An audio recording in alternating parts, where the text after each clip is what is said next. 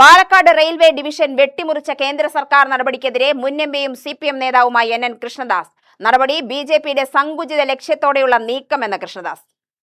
കേന്ദ്ര തീരുമാനമിറക്കുമ്പോഴാണ് കേരളത്തിലെ MP-മാർ പോലും വിവരമറിയുന്നത് എന്ന് കൃഷ്ണദാസ് പരിഹസിച്ചു.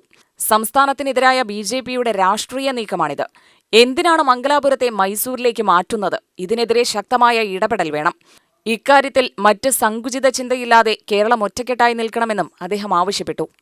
പുതിയ ഏതെങ്കിലും ഒരു ഡിവിഷൻ എവിടെയെങ്കിലും സെറ്റപ്പ് ചെയ്യുന്നതിൻ്റെ ഭാഗമായിട്ട് ലോജിക്കലി ചില കിലോമീറ്റേഴ്സൊക്കെ ചില ഡിവിഷനിലെടുത്ത് പുതിയൊരു ഡിവിഷൻ ഉണ്ടാക്കുകയാണെങ്കിൽ അതിന് പേരിനെങ്കിലും ഒരു ന്യായമുണ്ട്. ഇത് മര്യാദയ്ക്ക് നടന്നുകൊണ്ടിരിക്കുകയാണ്. സദേൺ റെയിൽവേ നന്നായിട്ട് നടന്നുകൊണ്ടിരിക്കുന്നു.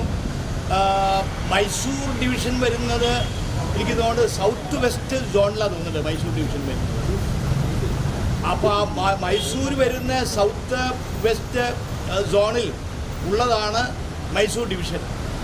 ആ ഡിവിഷനിലേക്ക് ഒരു കാര്യമില്ലാതെ മംഗലാപുരം കൂട്ടിച്ചേർക്കുക, ഒരു ജസ്റ്റിഫിക്കേഷനും ഇല്ല, അതിന് ഒരു മാന്യതയില്ല, ഒരു മര്യാദയില്ല. മാത്രമല്ല അത് ആരുമായിട്ട് ചർച്ച ചെയ്യാതെ ഏകപക്ഷീയമായിട്ട് ഒരു പ്രഖ്യാപനം ഒരു ഗവൺമെൻറ് ഓർഡേഴ്സായിട്ട് പുറത്തു വരുമ്പോഴാണ് MP-മാർ ഉൾപ്പെടെയുള്ളവർ അറിയുന്നത്.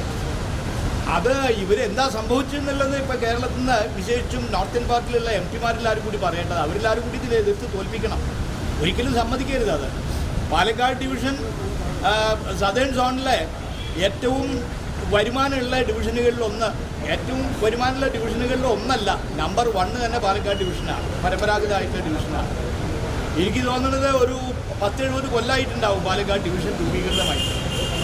അത് വളരെ പരമ്പരാഗതമായിട്ട് നിലനിൽക്കുന്ന ഒരു ഡിവിഷനാണ്. നന്നായിട്ട് നടക്കുന്നുണ്ട്, നല്ല ലാഭമുണ്ട്, നന്നായിട്ട് ഓപ്പറേറ്റ് ചെയ്യുന്നുണ്ട്, നല്ല അഡ്മിനിസ്ട്രേഷനാണ്, നന്നായി പോകുന്നുണ്ട് കാര്യങ്ങളൊക്കെ. അതിന്ന് മംഗലാപുരത്തിനെടുത്ത് മൈസൂർ ഡിവിഷനിലേക്ക് എന്തിനാണ് മാറ്റുന്നത് എന്നുള്ളതിന് ഒരു പിടിയില്ല. കേരള സർക്കാർ ശക്തമായിട്ട് രംഗത്ത് വരണം. മുഖ്യമന്ത്രി തന്നെ പ്രധാനമന്ത്രിക്ക് റെയിൽവേ മന്ത്രിക്കൊക്കെ ആവശ്യപ്പെടുന്നത് സമ്മതിക്കില്ല, അനുവദിക്കില്ല എന്നൊക്കെ പറഞ്ഞിട്ട്. അങ്ങനെ ശക്തമായിട്ടുള്ള ഇടപെടൽ ഉണ്ടാവണം. MP-മാർ എല്ലാവരും കൂടി ഒരുമിച്ച് ഇടപെടണം, രാഷ്ട്രീയ പാർട്ടികൾ ഇടപെടണം. കേരളത്തിനെതിരായിട്ടുള്ളൊരു നീക്കം നിലയ്ക്ക് മറ്റ് സങ്കുചിത രാഷ്ട്രീയ വ്യത്യാസങ്ങളൊന്നുമില്ലാതെ സർക്കാർ തന്നെ ഇതിന് നേതൃത്വം കൊടുക്കണം. സർക്കാർ നേതൃത്വം കൊടുത്ത് ഈ നീക്കത്തെ ചെറുത്ത് തോൽപ്പിക്കണം.